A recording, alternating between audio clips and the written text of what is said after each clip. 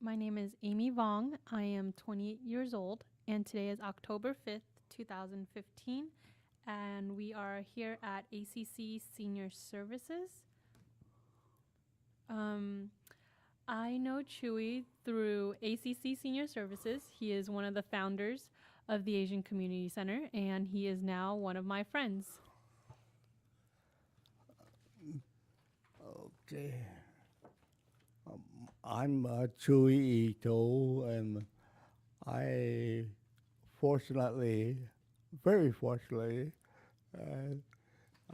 go back and one of the founders of this organization, and I'm 90 years old, and I started this corporation that we call it Asian Community Center. It was Japanese Community Center in 1964, and in 19 I was very instrumental in getting the Chinese on board. Dr. Fong, he still owes me a cup of coffee. I bought him a cup of coffee at Denny's to introduce him into our organization, and he went hook, line, and sinker, I guess. He said, you have a very good idea of what I plan to do. So that's how ACC began. Okay. Chewy, can you tell me a little bit about your childhood, like your parents, siblings, Well, where you grew up? Yes, my childhood, I was born down the river. For people who are familiar, they are familiar with La California, and I was born in a couple of little towns south of La called Wright, California, and went to grade school there. I like to conserve that grade school. It's one of the few remaining ones in California or the United States that all kindergarten to eighth grade in one room. But I haven't got that kind of money, but I know someone who's willing to go with me, but starting all over for her, so to say, fun is beyond me. Anyway, I went to Beaver Union School. That's the name of the school in Wright, California. And nondescript. It's nothing important happened then. Then went to Rio Vista High School, and during I guess the most eventful times when they evacuated us for the camp of Japanese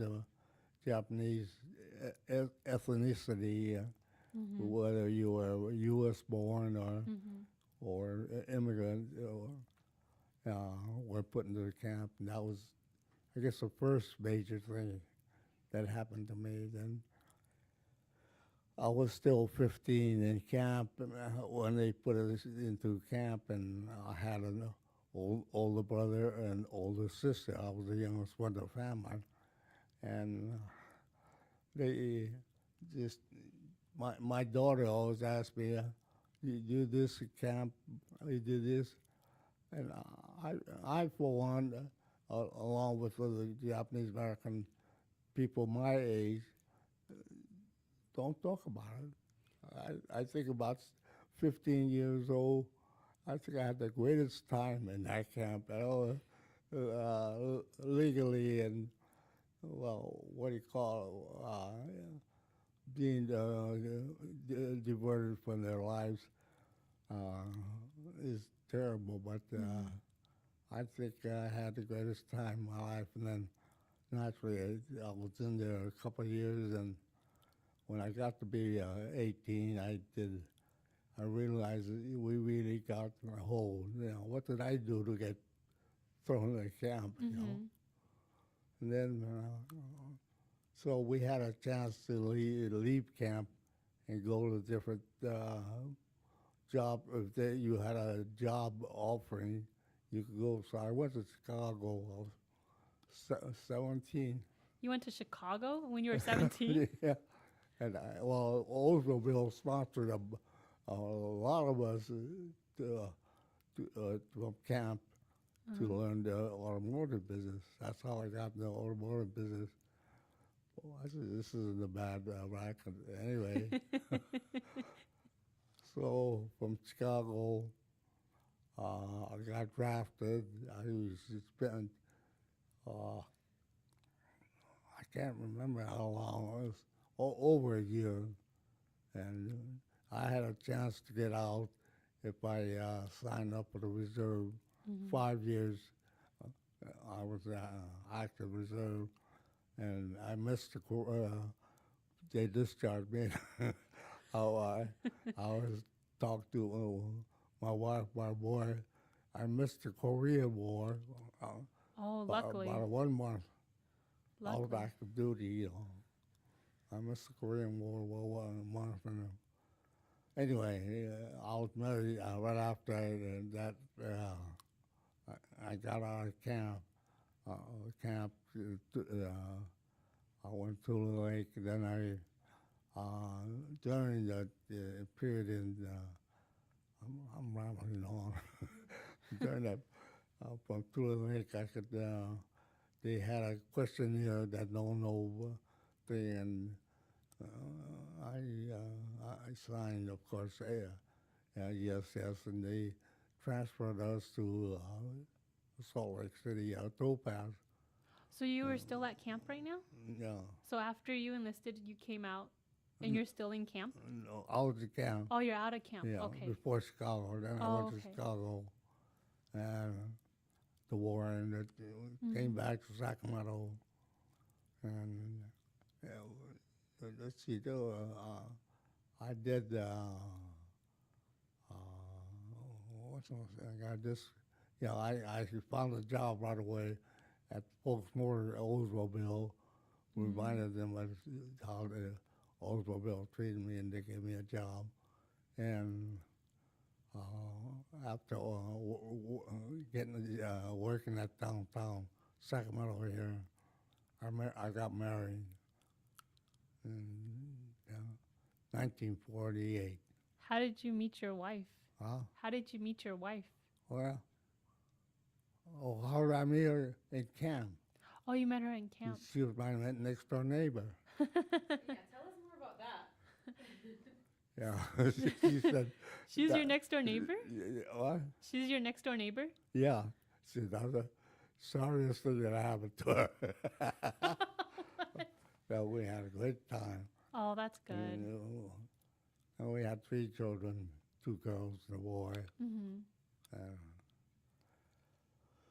But as I started the service station, I had 3 service stations, but it's robbing the Peter to pay, Paul, when you have. Oh, you had car service stations? Yeah. Oh, so that was your business. Yeah, that was that. I went to, I kept the one at 8th Avenue and Riverside Boulevard, and south of there was plain safflower. That's all it was back in early 40s. And how did your children grow up? How did your children grow up? In luxury. I'm pretty sure they got a lot of things that you didn't as a child. Yeah. Well, I'm fortunate I could afford it. I know it costs money to send kids to school, but, Washington State, Cal, San Francisco. Wow. I know. Did you tell them about the camp? They asked specific, questions. What was this about camp, but not about the whole overall. Oh. And so that went on. I started building that business up in about the mid-'70s, I figured. I remember all the lawyers used to come in there and they said, I got to, I remember that they mentioned to me, I got to keep on the good side of you because I had 8 judges coming to find gas there, very prominent. In fact, one of the lawyers who said that was Anthony Kennedy, the Supreme Court judge, Tony, and I met him about 5 years ago downtown. Mm-hmm. I looked at him and, hi, Tony. And so hi, Chewy. He still knows you. Oh, yeah, he's coming. He's coming. He's still He was okay, but his wife was, I should say that, off the record. But anyway, yeah, I met, and then lo and behold, he's a Supreme Court. And I knew Tony, and then the Supreme Court of California, Tanya, the justice, is a good friend of mine also. She went to McClatchy High School, same time I youngest daughter went, and they're friends. So I know 2 Supreme Court justices. That's so cool. Anyway, around 70s, this lady, she lives in Hema, California now, but every Thanksgiving in the 60s to the 70s, at Thanksgiving she'll take 1 orange and 1 apple and give it to all the Asian persons in her convalescent home. And she knew that I was kind of interested in it. And she said, do you know they're isolated 1 bed away in a corner? Because, which I don't blame the people that run the nursing homes. They couldn't speak Japanese. Yeah. And they in turn, couldn't speak English. And she said, we'll do something. Our forefathers are isolated and different. Anyway, what happened was, I forgot the year, but there were 60 of them in Sacramento in various nursing homes. And she used to buy the orange and out of her own and give it to for Thanksgiving. I think that's what really got. I kept emphasizing we ought to do something about that, and that's how that started. That's how the nursing home got started. How was the Japanese and Chinese population in Sacramento back then? How was the Asian community back in Sacramento in the early 40s? I'll take that back because before Helen came and mentioned this, we were talking about Japanese community center, and only for Japanese because and we provided our things. And she said, Julia, someone mentioned to me that I get along with the Chinese. Well, I never had a problem, So inquiring about the Chinese who would look into this nursing home, who was the person, and they said this Dr. Voong, Dr. William Voong, from way before the World War II, used to work with the Japanese people. So I called them up, and I'll buy you a cup of coffee. I talk about this. And there used to be a Denny's at 50th and Broadway. Anyway, we both got together, and that's how the Asian came in. And so it took I was still business. I was in business till 80, 85. But, then my business was going pretty good. And So your they business. knew I wasn't fooling around. Oh, So were you in the gas station business? Yeah. Is that what it was? Okay, so you own the gas stations in Sacramento. yeah, I own that. And but whenever in the afternoons or whenever time, I'd be working on the nursing home, trying to raise money was the number one thing. So who did you get on board? Like, how did you, besides having coffee, who else did you try to get on board, and how did you do it? I was just talking to them, and Did you find there was a lot of people who were supportive and there's a lot of people that are supportive, and a lot of people who said good luck and slammed the door in my face. oh, Because I remember the first year for staff and all the activities, I wanted to raise a target of 25,000. Never made it. I first just- year, right? That was 66. I don't think we even got close to 20,000. I can't remember that. There's probably records, but I was still down there. You know, it's the first hour. Your first hour pay for crying out loud. Anyway, no, and we came a long ways. But Did you get people in the community to support you? yeah, So- I had Ben Marr, who owned Jumbo Market, and he and Tommy Chan, who owns General Produce, and Howard Jan, who owned Wiggly Meat Market. I got those three for the Chinese community to just say they support me. You don't have to go out and beat the drum. And in the Japanese community, I had Henry Takeda, who's a well-known attorney. He did a lot of talking, you know, support me. So that's how we got it. And that's that. That's the story. Yeah. Oh, wow. What did you say? Oh, nothing. So, in the meantime, I said we could start a nursing home. That's an immediate, in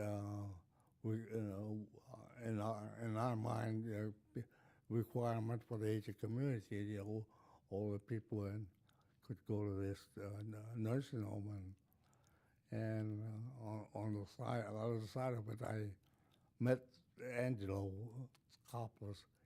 Can you imagine? He's one of the biggest. I know he's hurting because Greece, he supports the country of Greece quite a bit. But he started as a waiter in a restaurant. And look at him. You know. Wow. Yeah, anyway, Angelo gave me the land, like I mentioned. Well, that 3 acres, and That's what we- started the land. we went to the state of California for funding, and that was.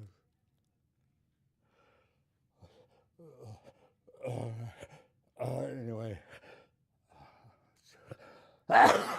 Bless you. Excuse me. Anyway, that was the state of California would fund us, and we had to have 1 million something down on. We didn't have. We didn't have nowhere near that. We got a letter of intent for Sacramento Savings, and I remember going to San Francisco to all the Japanese banks. Well, that was it. In fact, they did. Did they support too? Yeah, Did they give you support? Nope. No. Sacramento Savings This is- alone. With one of the supported us, it was, and we started it, and I didn't know anything about. I know how to hammer a nail. That's about it. But I had a couple of friends that said they would watch out for that building. And Ben Yokomiso won. He passed away, but he was there. He retired just before we started building that, and he said, I'll volunteer, and he watched the building. So Do you remember like when it first opened? Do you remember that day? Yes, not really specifically, but I remember every day was excitement. That's all I can say. How many people did you have when you first started the nursing home? Our How many patients? patients, 40, I think about 40. Wow. Yeah. That's quite a And, few for first starting it. Yeah, and all I can say is after we started, and I can't say how many people were there at that time, but this the state of California inspector does, and, they come once a year and Mm-hmm. cite you for this and that. We had 300 citations. I almost fell off the table when it said they cited us 300 times. For what? Attack on the table, one, and this and Oh that. my Yeah. goodness. And we had in fact, we had a meeting with the department. I forgot the name of the fellow. Donna knows who he was. We had a meeting with that person that sided us. Mhm. He signed off on. What did he say? We went item by item. We told him how bad it was. We told him, you're full of. I think, yeah, he let us go. And we had that list there, and we made sure that the nurses and charge nurses and so forth Mm-hmm. would look at it at least once. And, Wow. we had a difficult time raising this, keeping it open because it's new to us. Yeah. Yeah. What But, were some of the other struggles? yeah. What were some of the other struggles when Ju- you first opened the nursing home? Oh, well, the fire department said this door's not wide enough and so forth. Everybody was on us because in those days, certificate CNO Mm-hmm. it was required by the state of California to provide so many beds. And when we built it, we went to Willie Brown. We got there was only 144 beds left, and Methodist Hospital wanted to take it all.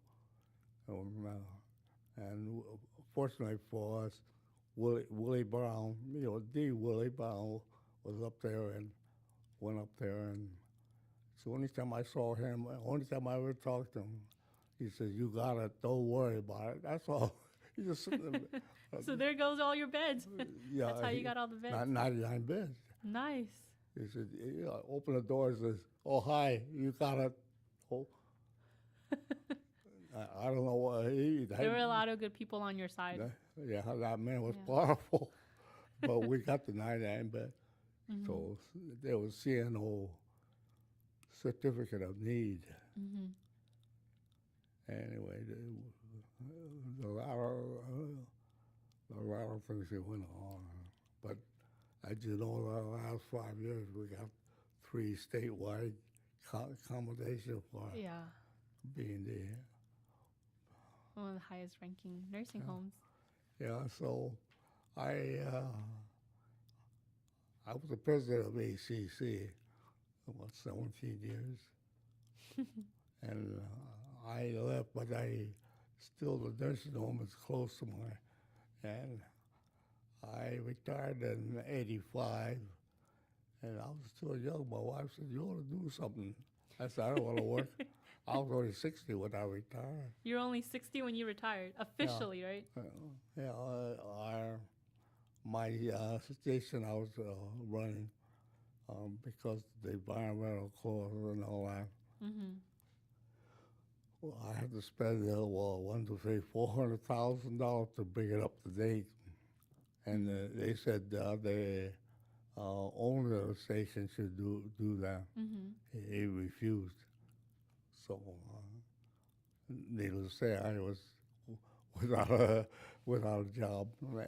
Anyway, after '85, I retired, and Fortunately, I accumulated enough resources where I didn't have to work. But uh, so What did your wife do? she never worked in her life. Yeah, She never. was. Also, she was. She used to paint. Oh, I see. She knew great condos and those people. Oh, wow. Anyway, after I retired, I don't know how soon, about 5 or 6 years later, I belonged to Methodist Church, and they wanted someone to fold a Sunday program, Sunday, and make some mistakes. The mistake they have the cop every Friday until just recently. I used to go there and get the program ready for Sunday services, Oh. and I did that in the morning. In the afternoon, I used to visit the nursing home every week. So you weren't really retired. Yeah, I didn't do anything. I didn't. I just enjoyed seeing some of the people that were happy that we had such a thing, and like those girls up there, that white hair girl. When I asked her for money, she told me, and she used to work for Buddhist church, and. Mm-hmm. Um, but I used to go whenever we have a fundraiser. I try and raise money for them. But I'm through with all that now. So you left a legacy in Sacramento. What? You left a legacy in Sacramento. Well,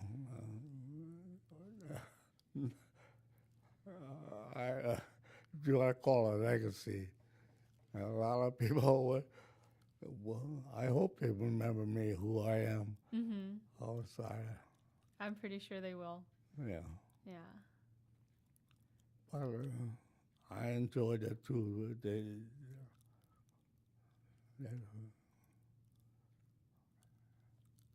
And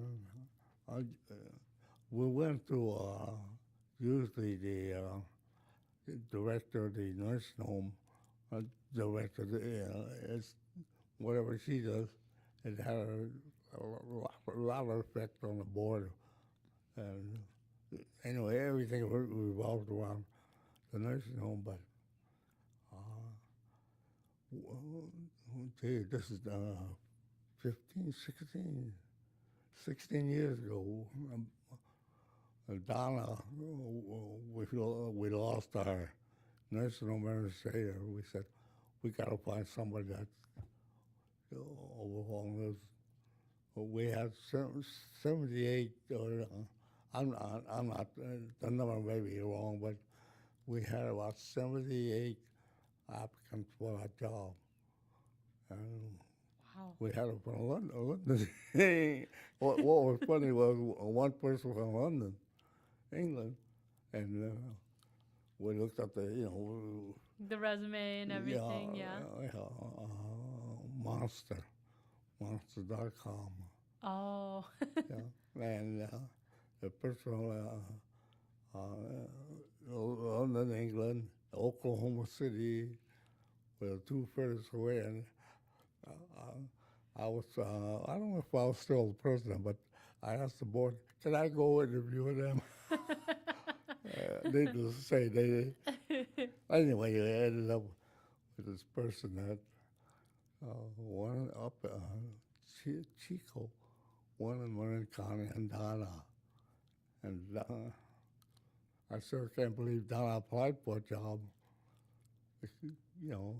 She's well overqualified, I think. Yeah, Donna is our current CEO. Yeah, and we got Donna, and when Donna came on board, I think the first thing we said, your hands not tied, do whatever you boy, she took it and run, as you can see now. Yeah. Yeah. So I'm sure glad it's the way it is now. I wanted that ACC logo, you know, that when I The found, circle? We yeah, rebranded and have the new logo with the. I worked on that with the architect up in Marine American River Drive. He lives. I know his address, but it shows the people, our forefathers, come and that's how they came over the ocean. Mm-hmm. That's our ACC. But she kept that ACC, Mm-hmm. which is good. Yeah. So it's changed over the years, but it's still the same. What? It's changed over the years, but the message is still the same. Yeah. Yeah. Well, I think they still appreciate what we did.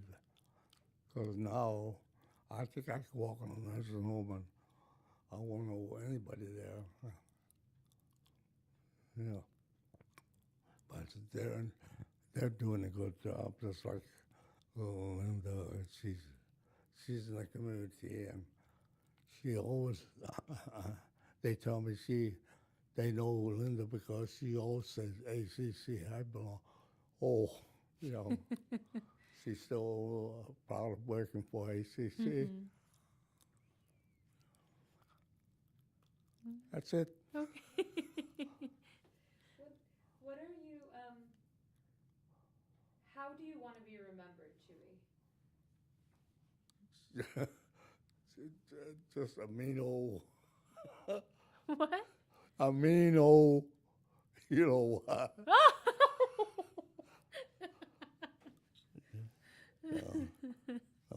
I helped build this place, the ACC. Yeah, I think you will always be a part of this place Yeah, always for will many be. years from now. Well, at least, it got to be 1964. That's a long time. Yeah, it's a long time. And a lot. It bothers me when they pass away. Because like Ralph Sugimoto, he's the treasurer. He's sick. He's awfully sick. Yeah. And I got him and a couple of attorneys, Phil Hiroshima. He doesn't get involved too much, but he's always there waiting.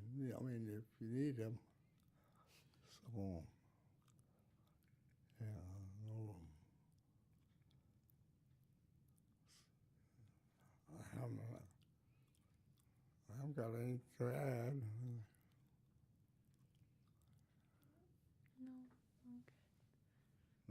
No.